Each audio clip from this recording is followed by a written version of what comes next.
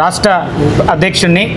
ఈరోజు రాష్ట్ర ప్రభుత్వం కామారెడ్డి డిక్లరేషన్లో బీసీలకు 42% రిజర్వేషన్ ఇస్తా అని చెప్పి ఈరోజు దాన్ని అట్లనే పెండింగ్ పెట్టింది.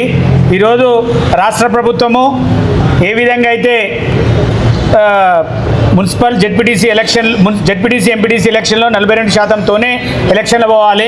ఈరోజు డెడికేషన్ కమిషన్ హైకోర్టు ద్వారా డెడికేషన్ కమిషన్ కృష్ణనగర్ ఆధ్వర్యంలో ఏపీడీఎఫ్ జరిగింది.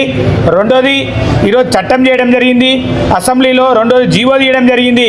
కానీ ఈరోజు కోర్టులో కేసు పెండింగ్ ఉన్నా కూడా ఈరోజు దాన్ని ప్రశ్నించకుండా దాన్ని ముందు పోకుండా ఈరోజు రాష్ట్ర ప్రభుత్వము 3,000 కోట్లు ఏదో వస్తాయని చెప్పి సర్పంచ్ ఎలక్షన్ వేరు.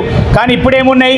ఇప్పుడు ఏం లేవు కదా. కోర్టుల ఫస్ట్ గెలిచి 100% చట్టపరంగా న్యాయపరంగా ఈరోజు అన్ని ఆధారాలు ఉన్నాయి. డెడికేషన్ కమిషన్ ఉంది కాబట్టి కేసు 100కి 200% మనం న్యాయం మన వైపు ఉంది కాబట్టి 42% గెలుస్తాం.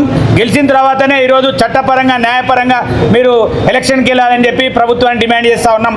ఎందుకంటే ఈరోజు జెడ్పీటీసీ ఎంపీటీసీ అన్ని ఎలక్షన్లో మీరు ఇస్తా అని చెప్పి ఫండ్ని చాకు చూపి వెళ్ళడం జరిగింది. ఇప్పుడు ఎట్లాంటి అరోధాలు లేవు.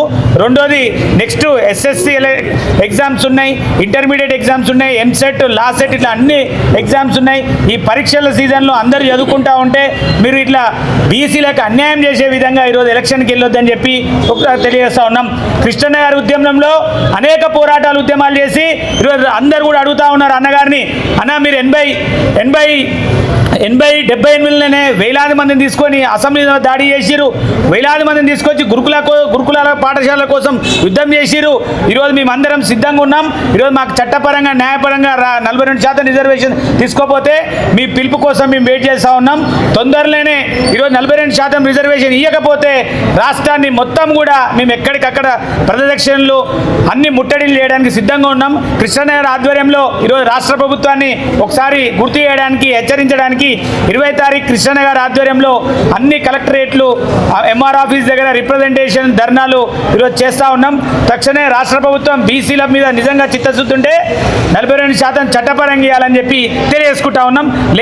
లేని పక్షంలో కృష్ణనగర్ ఆధ్వర్యంలో పెద్ద ఎత్తున ఉద్యమం చేస్తామని తెలియజేసుకుంటా ఉన్నాం.